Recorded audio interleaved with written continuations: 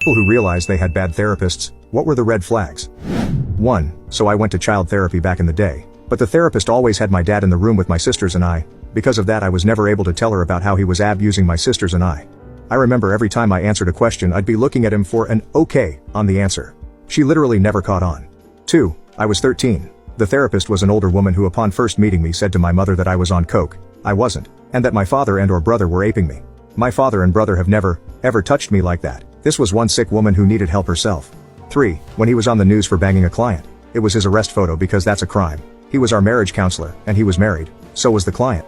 4. The one I went to after my suicide attempt at 16 had some, not so compassionate opinions.